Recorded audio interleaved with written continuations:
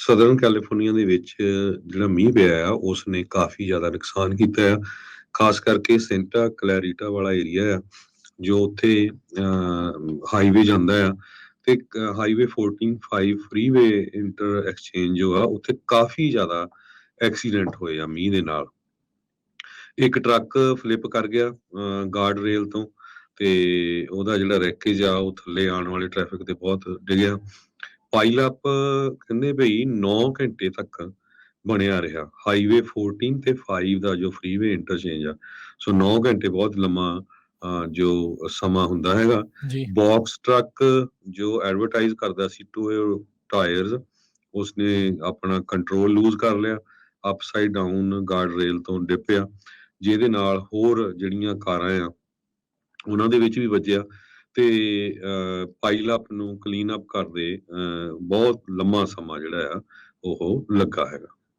ਜੀ ਬਿਲਕੁਲ। ਉੱਧਰ ਸੀਅਰਾ ਨੇਵਾਡਾ ਦੇ ਵਿੱਚ ਕਾਫੀ ਜਿਹੜੀ ਬਰਫ਼ਬਾਰੀ ਵੀ ਜਿਹੜੀ ਉੱਧਰ ਹੋਈ, ਕਈ ਥਾਵਾਂ ਦੇ ਉੱਤੇ ਜਿਹੜਾ ਉਹ ਬੰਦ ਰਿਹਾ ਕੰਮ, ਜਿਹੜੀ ਆਵਾਜਾਈ ਜਿਹੜੀ ਉਹ ਠੱਪ ਰਹੀ। ਅੱਜ ਉੱਦਾਂ ਘੱਟ ਮੀਂਹ ਬਰਫ਼ਬਾਰੀ ਸੀਗੀ ਤੇ 2 ਦਿਨ ਜਿਹੜਾ ਹਰਜੋਤ ਸਿੰਘ ਜੀ ਅਗਲੇ ਹੋਰ ਕਾਫੀ ਜ਼ਿਆਦਾ ਮੀਂਹ ਤੇ ਬਰਫ਼ਬਾਰੀ ਜਿਹੜੀ ਉਹ ਪੈਣੀ ਆ। ਅਵਲਾਂਚ ਦੇ ਵੀ ਜਿਹੜਾ ਖਤਰਾ ਆ ਉਹ ਪ੍ਰਗਟਾਇਆ ਗਿਆ ਹੈਗਾ। ਸੋ ਇਹਨਾਂ ਦਿਨਾਂ ਦੇ ਵਿੱਚ ਵੀਕਐਂਡ ਦੇ ਉੱਤੇ ਲੋਕ ਟਰੈਵਲ ਵੀ ਜ਼ਿਆਦਾ ਕਰਦੇ ਆ, ਘੁੰਮਣ ਫਿਰਨ ਵੀ ਜਿਹੜਾ ਉਹ ਜਾਂਦੇ ਨੇ।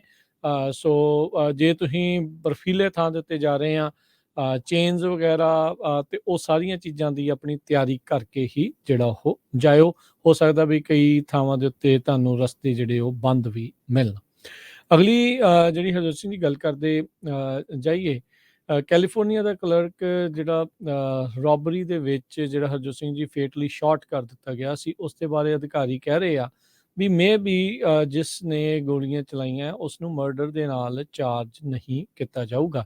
ਐਂਟੀਓਕ ਦੇ ਗੈਸ ਸਟੇਸ਼ਨ ਦੇ ਵਿੱਚ ਆਪਾਂ ਬੀਤੇ ਦਿਨਾਂ 'ਚ ਖਬਰ ਸਾਂਝੀ ਕੀਤੀ ਸੀਗੀ ਵੀ ਉੱਥੇ ਕਲਰਕ ਨੂੰ ਜਿਹੜਾ ਉਹਨਾਂ ਨੇ ਗੋਲੀ ਜਿਹੜੀ ਉਹ ਮਾਰ ਦਿੱਤੀ ਸੀ। ਕਲਰਕ ਉਹਨਾਂ ਨੂੰ ਚੇਜ਼ ਕਰ ਰਿਹਾ ਸੀਗਾ, ਜਿਸ ਤੋਂ ਬਾਅਦ ਦੇ ਵਿੱਚ ਉਹਨਾਂ ਰੋਬਰਟਸ ਦੇ ਦੁਆਰਾ ਗੋਲੀ ਚਲਾ ਦਿੱਤੀ ਗਈ ਆ।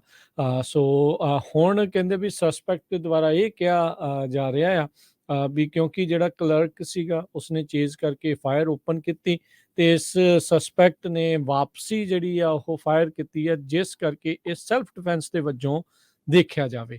ਰੋਨਲਡ ਜੈਕਸਨ ਜੂਨੀਅਰ 20 ਸਾਲਾਂ ਦਾ, ਇਸ ਨੂੰ ਪਹਿਲਾਂ ਆਰਮਡ ਰੋਬਰੀ ਦੇ ਉੱਤੇ ਸਸਪੀਸ਼ਨ ਦੇ ਉੱਤੇ ਬੁੱਕ ਕੀਤਾ ਗਿਆ ਸੀਗਾ ਤੇ ਨਾਲ ਹੋਮਿਸਾਈਡ ਦੇ ਵਿੱਚ ਜੇਮਸ ਵਿਲੀਅਮ ਜਿਹੜਾ 36 ਸਾਲਾਂ ਦਾ, ਜਿਹੜਾ ਸ਼ੈਵਰਨ ਗੈਸ ਸਟੇਸ਼ਨ ਦੇ ਬਾਹਰ ਐਂਟੀਓਕ 'ਚ ਜਿਹੜਾ ਹੋਇਆ ਸੀਗਾ। ਸੋ ਇਹ ਜਿਹੜਾ ਹਰਜੋਤ ਸਿੰਘ ਜੀ ਜੈਕਸਨ ਤੇ ਇੱਕ ਹੋਰ ਬੰਦਾ ਉਹ ਵੀਰਵਾਰ ਤੱਕ ਅਜੇ ਵੀ ਲੱਭ ਰਹੇ ਸੀਗੇ ਇਸ ਨੂੰ, ਪਰ ਹੁਣ ਜਿਹੜੇ ਐਂਟੀਓਕ ਦੇ ਡਿਟੈਕਟਿਵਸ ਆ ਉਹਨਾਂ ਨੇ ਆਪਣੀਆਂ ਜਿਹੜੀਆਂ ਇਹ ਮੁੱਢਲੀ ਜਾਂਚ ਦੇ ਵਿੱਚ ਜੋ ਲੱਭਾ ਆ ਉਹ ਕਾਂਟਰਾ ਦੇ ਜਿਹੜੇ ਕਾਉਂਟੀ ਦੇ ਡਿਸਟ੍ਰਿਕਟ ਅਟਰਨੀ ਉਹਨਾਂ ਨੂੰ ਦੱਸਿਆ ਆ।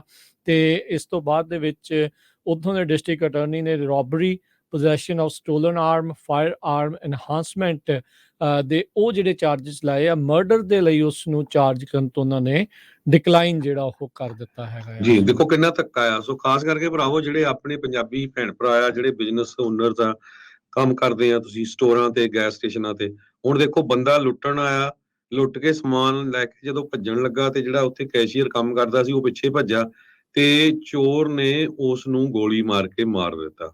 ਤੇ ਹੁਣ ਜਿਹੜਾ ਡਿਸਟ੍ਰਿਕਟ ਅਟਾਰਨੀ ਆ ਡਿਆਨਾ ਬੈਕਟਨ ਉੱਥੇ ਦੀ, ਉਹ ਕਹਿੰਦੀ ਆ ਵੀ ਨਹੀਂ ਜੀ ਇਹ ਬੰਦੇ ਨੇ ਆਪਣੇ ਸੈਲਫ ਡਿਫੈਂਸ ਦੇ ਵਿੱਚ ਗੋਲੀ ਚਲਾਈ ਹੈ, ਚੋਰ ਨੇ। ਸੋ ਹੁਣ ਇੱਥੋਂ ਤੁਸੀਂ ਅੰਦਾਜ਼ਾ ਲਾ ਲਓ ਵੀ ਕਿੰਨੇ ਕੁ ਤੁਸੀਂ ਇੱਥੇ ਸੇਫ ਆ। ਤੁਹਾਨੂੰ ਕੋਈ ਲੁੱਟਣ ਆਉਂਦਾ ਆ, ਚੁੱਪ ਕਰਕੇ ਅਗਲੇ ਨੂੰ ਲੈ ਕੇ ਜਾਣ ਦਿਓ, ਕਰਨਾ ਕੁਛ ਨਹੀਂ ਹਨਾ। ਜੇ ਹਰਜੋਤ ਸਿੰਘ ਜੀ $950 ਤੋਂ ਥੱਲੇ ਆ ਕੋਈ ਕਿਸੇ ਤਰ੍ਹਾਂ ਦੀ ਹਾਂਜੀ ਚਾਰਜ ਇੱਕ ਨਹੀਂ ਮਿੰਟ ਹੋਣੀ। ਮੈਂ ਇੱਥੇ ਕਲੈਰੀਫਾਈ ਕਰ ਦਵਾਂ, ਕਿਉਂਕਿ ਜਿਹਨੇ ਚੇਜ਼ ਕਰ ਰਿਹਾ ਸੀਗਾ ਜਿਹੜਾ ਕਲਰਕ ਆ ਉਹਨੇ ਵੀ ਗੋਲੀ ਚਲਾਈ ਸੀ, ਉਹਨੇ ਪਹਿਲਾਂ ਗੋਲੀ ਚਲਾਈ। ਸੋ ਉਹਦੇ ਜਵਾਬ 'ਚ ਜਦੋਂ ਉਹਨੇ ਗੋਲੀ ਚਲਾਈ, ਸੋ ਹੁਣ ਡਿਸਟ੍ਰਿਕਟ ਅਟਾਰਨੀ ਇਹ ਜਿਹੜਾ ਸਿਨਾਰੀਓ ਦੇ ਵਿੱਚ ਇਦਾਂ ਜਿਹੜਾ ਉਹ ਹੁਣ ਆਖ ਰਿਹਾ ਵੀ ਕਹਿੰਦੇ ਵੀ ਤਾਂ ਇਹ ਸੈਲਫ ਡਿਫੈਂਸ ਜਿਹੜਾ ਉਹ ਬਣਿਆ ਆ।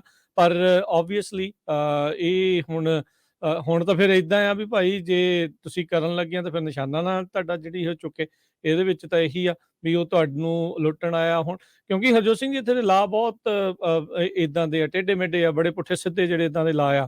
ਹੁਣ ਤੁਸੀਂ ਆਪਣੀ ਪ੍ਰਾਪਰਟੀ ਤੋਂ ਬਾਹਰ ਜਾ ਕੇ ਮਾਰ ਰਹੇ ਆ, ਇਹਦਾ ਬੜਾ ਰੌਲਾ ਆ ਵੀ ਇਹ ਇਦਾਂ ਅਲਾਊਡ ਆ ਨਹੀਂ ਅਲਾਊਡ ਆ। ਹੁਣ ਇਹ ਬਹੁਤ ਰੌਲਾ ਆ, ਪਰ ਇਵੈਂਚੁਅਲੀ ਇਹ ਇਸ ਪਾਸੇ ਵੱਲ ਨੂੰ ਜਿਹੜੀ ਉਹ ਗੱਲ ਬਣੀ ਆ, ਉਹ ਬੰਦੇ ਦੀ ਜਾਨ ਵੀ ਗਈ ਤੇ ਜਿਹਨੇ ਗੋਲੀ ਚਲਾਈ ਆ ਉਹਨੂੰ ਹੁਣ ਕਹਿੰਦੇ ਆ ਵੀ ਉਸ ਨੂੰ ਚਾਰਜ ਜਿਹੜਾ ਮਰਡਰ ਦੇ ਲਈ ਵੀ ਨਹੀਂ ਕੀਤਾ ਜਾਊਗਾ ਤੇ ਜਿਹੜੀ ਜਾਂਚ ਦੇ ਵਿੱਚ ਉਹਨਾਂ ਨੂੰ ਲੱਗ ਰਿਹਾ ਵੀ ਖੌਰੇ ਇਸਨੇ ਜਿਹੜੀ ਆਪਣੇ ਸੈਲਫ ਡਿਫੈਂਸ ਦੇ ਵਿੱਚ ਗੋਲੀ ਚਲਾਈ ਆ। $950 ਦੀ ਚੋਰੀ ਤੱਕ ਤਾਂ ਤੁਸੀਂ ਪਹਿਲੋਂ ਭਾਈ ਉਹਨੂੰ ਬੰਦੇ ਨੂੰ ਤੁਸੀਂ ਚਾਰਜ ਹੀ ਨਹੀਂ ਕਰਦੇ, ਤੇ ਜੇ ਆਹ ਚੀਜ਼ ਉਸ ਤੋਂ ਬਾਅਦ ਦੇ ਵਿੱਚ ਵਾਪਰ ਜਾਂਦੀ ਆ ਤੇ ਫਿਰ ਕਹਿੰਦੇ ਵੀ ਉਹਨੂੰ ਮਰਡਰ ਦੇ ਲਈ ਵੀ ਜਿਹੜਾ ਉਹ ਚਾਰਜ ਨਹੀਂ ਕਰਨਾ ਆ। ਕਹਿੰਦੇ ਵੀ ਇਹ ਸਾਰੀਆਂ ਚੀਜ਼ਾਂ ਜਿਹੜੇ ਉੱਤੇ ਚਾਰਜਸ ਲਾਏ ਆ, ਜੇ ਸਾਰਿਆਂ 'ਚ ਕਨਵਿਕਟ ਵੀ ਹੋ ਜਾਂਦਾ ਆ ਤਾਂ 15 ਸਾਲਾਂ ਦੀ ਜਿਹੜੀ ਸਜ਼ਾ ਆ ਉਹ ਹੋਊਗੀ, ਪਰ ਹੋਮਿਸਾਈਡ ਦੇ ਚਾਰਜ ਆ ਉਸ ਉੱਤੇ ਜਿਹੜੇ ਉਹ ਨਹੀਂ ਲੱਗਣਗੇ। ਇਹ ਸੁਣ ਕੇ ਸ਼ੈਵਰਨ ਦੇ ਜਿਹੜੇ ਉੱਥੇ ਕੰਮ ਕਰਨ ਵਾਲੇ, ਉਹਦੀ ਗਰਲਫ੍ਰੈਂਡ, ਉਹ ਸਾਰੇ ਜਾਣੇ ਜਿਹੜੇ ਭੌਚੱਕੇ ਜਿਹੜੇ ਇਸ ਚੀਜ਼ ਦੇ ਵਿੱਚ ਰਹਿ ਗਏ ਆ ਵੀ ਭਾਈ ਇਹ ਬਣਿਆ ਤੇ ਬਣਿਆ ਕਿ ਇਹਨੂੰ ਹੋਮਿਸਾਈਡ ਦੇ ਚਾਰਜ ਕਿਉਂ ਨਹੀਂ ਲੱਗ ਜੀ ਸੋ ਬਿਲਕੁਲ ਉਹ ਕੰਮ ਵਾਲੇ ਉਹ ਕਹਿੰਦੇ ਵੀ ਜੇ ਚੋਰ ਲੁੱਟਣ ਨਾ ਦੇ ਤਾਂ ਬੰਦਾ ਆਪ ਹੀ ਨਾ ਮਰਦਾ। ਯਾ ਉਹ ਠੀਕ ਤਾਂ ਹੈ ਹੈ ਜੀ, ਹੀ ਆ। ਜਿਹੜਾ ਚੋਰ ਲੁੱਟਣ ਆਇਆ, ਹੁਣ ਜਦੋਂ ਉਹ ਲੁੱਟ ਕੇ ਜਾ ਰਿਹਾ ਸੀ ਅਗਲਾ ਪਿੱਛੇ ਭੱਜਿਆ, ਹੁਣ ਜੇ ਗੋਲੀ ਚਲਾਤੀ, ਚਲੋ ਉਹ ਵੈਸੇ ਭਜਾਉਣ ਲਈ ਚਲਾਈ ਹੋਊਗੀ ਨਾ ਕਿ ਮਾਰਨ ਲਈ, ਪਰ ਜਦੋਂ ਉਹ ਦੂਸਰੇ ਨੇ ਗੋਲੀ ਚੋਰ ਨੇ ਮਗਰ ਮਾਰੀ ਆ ਤੇ ਉਹ ਬੰਦੇ ਦੀ ਡੈਥ ਹੋ ਗਈ ਹੈਗੀ ਆ। ਤੇ ਹੁਣ ਉਹ ਵੀ ਤਾਂ ਚਾਰਜ ਹੋਣਾ ਆ ਜੇ ਉਹ $950 ਤੋਂ ਵੱਧ ਦਾ ਸਮਾਨ ਹੋਇਆ। ਮੋਸਟ ਹੁਣ ਉਹਦੇ ਪ੍ਰੋਬਬਲੀ ਤੇ ਹੋਣਾ ਪਹਿਲਾਂ ਹੀ ਤਾਂ ਨਹੀਂ। ਫਾਈਟ ਕਰੂਗੇ ਵੀ 950 ਦਾ ਸਮਾਨ ਸੀਗਾ ਜਿਹੜਾ ਚੋਰੀ ਕੀਤਾ ਸੀ ਕਿ ਨਹੀਂ।